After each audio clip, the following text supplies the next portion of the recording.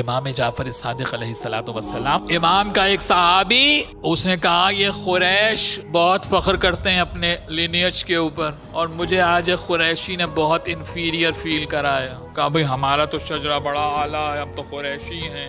امام صادق نے کہا جا کے اس کو میری طرف سے کہو کہ جو بلند شجرہ تمہارا ہے وہ تو اس کا ہے ہی نہیں، کیا اس سے جا کے کہو میرے دل میں میرے مولا علی کی ولایت موجود ہے جس سے اعلیٰ کوئی شجرہ ہے ہی نہیں۔ اور یہی امام صادق فرماتے ہیں کہ مجھے میرے جد کی اولاد ہونے سے زیادہ وہ ولایت عزیز ہے جو مومن کے دل میں رہتی ہے۔ مجھے اپنے جد، امام صادق کہہ رہے ہیں، امام صادق سے بڑھ کر کوئی پاک شجرہ رکھتا، مجھے اپنے جد کی اولاد ہونے سے زیادہ وہ ولایت عزیز ہے جو علی کی ولایت مومن کے دلوں میں رہتی ہے۔ اب آپ سمجھے، صرف سید ہونے پہ فخر کرنا کافی نہیں ہے، دل میں ولایت علی ہونا فخر ہے۔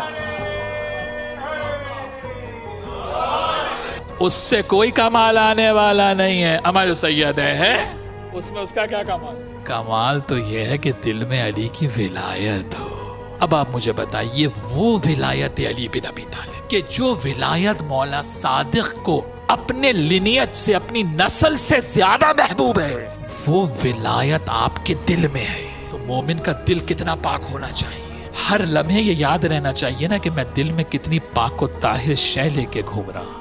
اس کے بعد اگر غیبت آ جائے، دوسرے مومن سے جیلسی آ جائے، حسد آ جائے، ہرس آ جائے، لالچ آ جائے، کسی کا مال غصب کرنے کا تصور آ جائے، تو آپ مجھے بتائیے کہ مومن کے لیے ڈوب مرنے کا مقام ہوگا یا نہیں؟